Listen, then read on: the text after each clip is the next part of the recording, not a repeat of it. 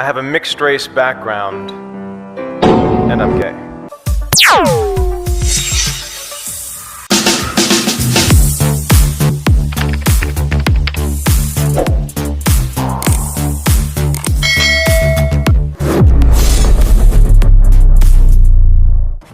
Hi stars! So for today's vlog is i-share ko sa inyo yung nakita ko na isa siyang video dito sa YT kung saan very inspirational niya. May laman talaga yung content niya. So I just wanna share it with you guys. Kasi I know it is a big help for someone over there watching. Maybe this message is really for you, so I want you to watch it. Just keep on watching and hope you will like this content. So this is it.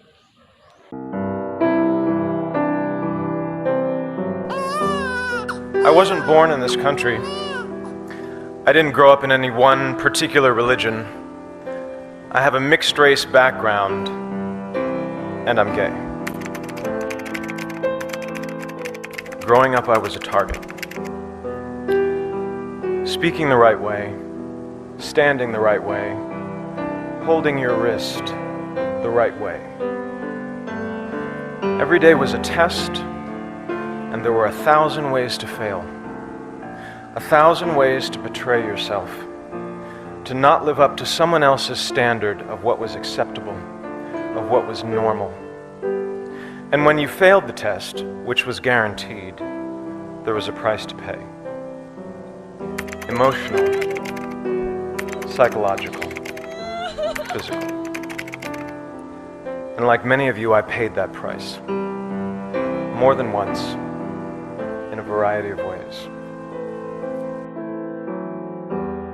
Like many of you here tonight, I grew up in what I would call survival mode. When you're in survival mode, your focus is on getting through the day in one piece. And when you're in that mode at 5, at 10, at 15, there isn't a lot of space for words like community, for words like us and we. There's only space for I and me. In fact, words like us and we not only sounded foreign to me at 5 and 10 and 15, they sounded like a lie. Because if us and we really existed, if there was really someone out there watching and listening and caring, then I would have been rescued by now.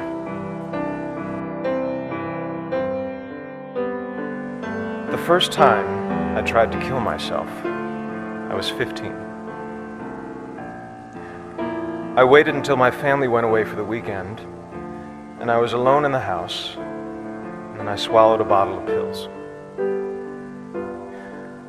I don't remember what happened over the next couple of days, but I'm pretty sure come Monday morning, I was on the bus back to school, pretending everything was fine. And when someone asked me if that was a cry for help, I say no, because I told no one. You only cry for help if you believe there's help to cry for.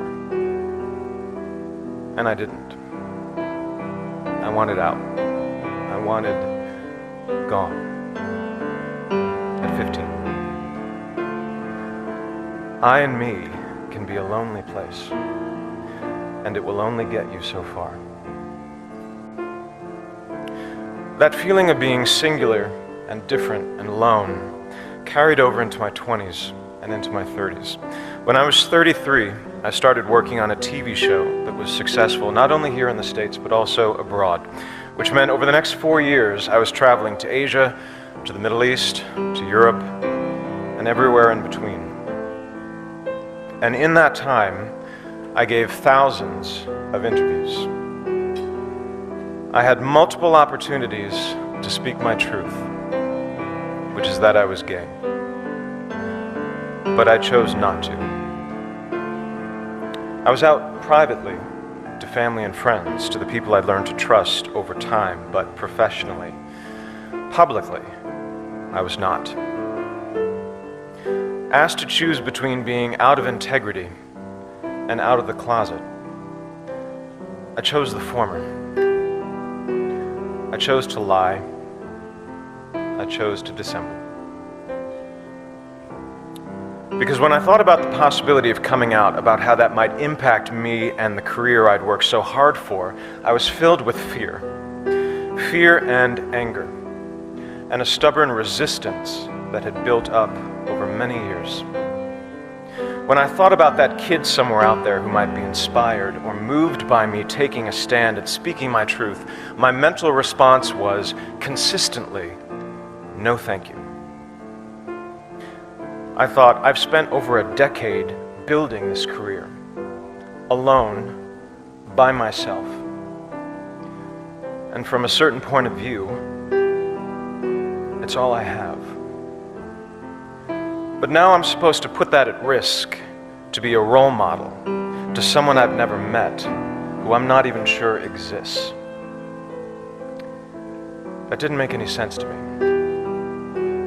That did not resonate at the time. By 2011, I'd made the decision to walk away from acting and many of the things I'd previously believed so important to me.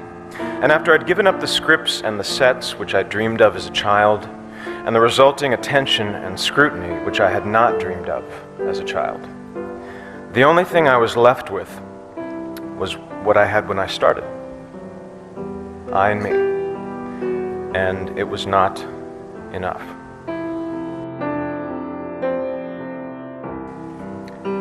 In 2012, I joined a men's group called the Mankind Project, which is a men's group for all men, and was introduced to the still foreign and still potentially threatening concepts of us and we, to the idea of brotherhood, sisterhood, and community.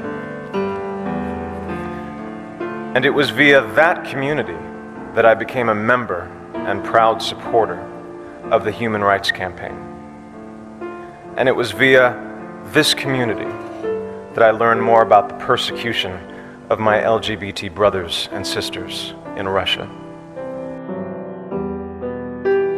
Several weeks ago, when I was drafting my letter to the St. Petersburg International Film Festival, declining their invitation to attend, a small, nagging voice in my head insisted that no one would notice, that no one was watching or listening or caring. But this time, finally, I knew that voice was wrong.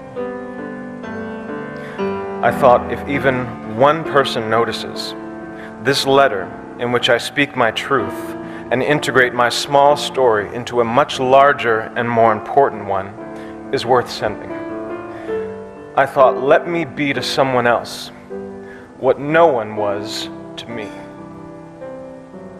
Let me send a message to that kid, maybe in America, maybe someplace far overseas, maybe somewhere deep inside, a kid who's being targeted at home or at school or in the streets, that someone is watching and listening and caring.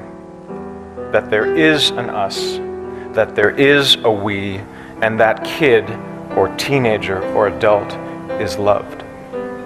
And they are not alone. I am deeply grateful to the Human Rights Campaign for giving me and others like me the opportunity and the platform and the imperative to tell my story, to continue sending that message, because it needs to be sent over and over again until it's been heard and received and embraced, not just here in Washington State, not just across the country, but around the world, and then back again, just in case we miss someone. Thank you. So yan po yung video. It's all about struggles and life, especially for the LGBT community, and it reminds us to never lose hope because there is always a way for everything. And at all times, you have to be courageous. So that's it. See you soon.